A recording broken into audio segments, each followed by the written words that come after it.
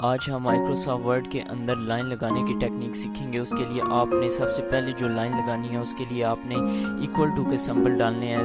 تقریباً 3 بار آپ ریپیٹ کر کے سمپلی انٹر کریں گے تو کیا ہوگا، آپ کے پاس ایک ڈبل لائن ڈرا ہو جائے گی۔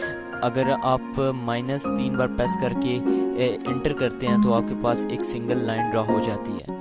اسی طرح اگر آپ مزید لائن ڈرا کرنا چاہیں تو آپ کے پاس ایک شفٹ کے ساتھ 8 کا بٹن پریس، جس سے آپ کے پاس سٹار یا اسٹیرک کا آپشن آ جائے گا، تو 2-3 بار آپ نے پریس کر کے سمپلی انٹر کرنا ہے تو آپ کے پاس ایک ڈاٹڈ لائن آپ کو لگی ہوئی نظر آ رہی ہے۔